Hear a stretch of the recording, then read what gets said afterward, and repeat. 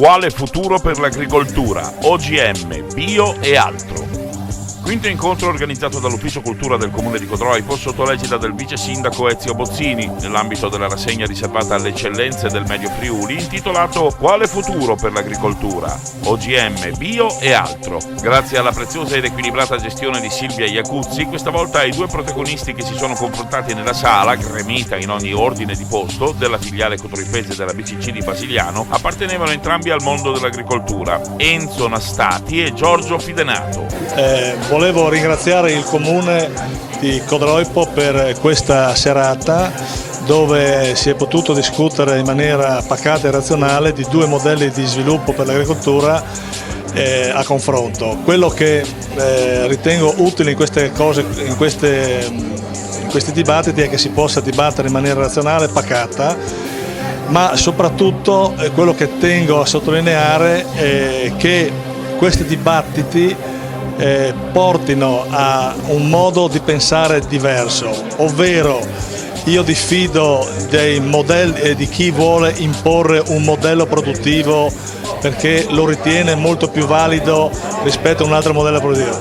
Io ritengo che una società aperta, una società libera, diversi modelli di produzione devono convivere, devono esistere, ognuno con le sue peculiarità, ognuno metterà in evidenza le sue caratteristiche peculiari, le sue caratteristiche migliori, perché dove si sono stati imposti dei modelli unici di sviluppo, penso ai paesi socialisti dove si pensava di fare un unico modello di sviluppo, abbiamo visto che poi avanza la miseria, perché non si riesce, cioè è il mercato che deve dare gli stimoli agli imprenditori a abbracciare un tipo di produzione rispetto ad un altro. Ecco, questa sera io spero che la gente abbia capito che è importante che più modelli di produzione coesistano.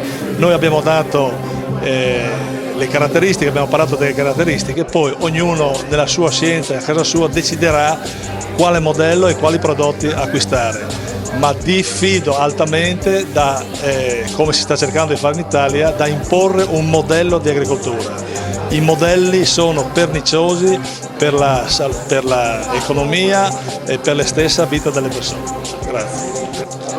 Se mi è concesso allora in 2 minuti di poter riassumere, io penso che è inutile di parlare agricoltura di un tipo, di un altro tipo, se non si contestualizza in una visione olistica al tutto.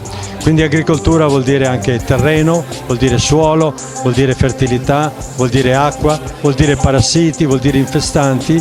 Allora o noi riusciamo a sviluppare una visione del tutto e una soluzione per quanto possibile che tenga conto del tutto, compreso gli squilibri meteorologici, il caldo, il freddo, la siccità, questi caldi, oppure è inutile puntare solamente su un punto di un puzzle più grande che è l'agricoltura, che è l'ambiente. Quindi quello che noi cerchiamo di proporci è di avere una visione complessiva e per quanto possibile di portare avanti, come dire, tutta una famiglia e non solo prediligere un bambino a scapito degli altri. Quindi puntare tutto sulla pianta, sul seme, non è la soluzione del problema, perché c'è il problema dell'acqua, appunto.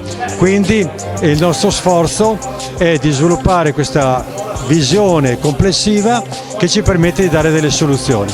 Oltretutto non dimentichiamo la crisi economica in cui ci dibattiamo, quindi il metodo deve essere primo economico, secondo libero. Libero vuol dire che ognuno può essere autonomo nel prodursi questi aiuti, questi rimedi e poter produrre nel modo migliore quantità, qualità nel rispetto dell'ambiente.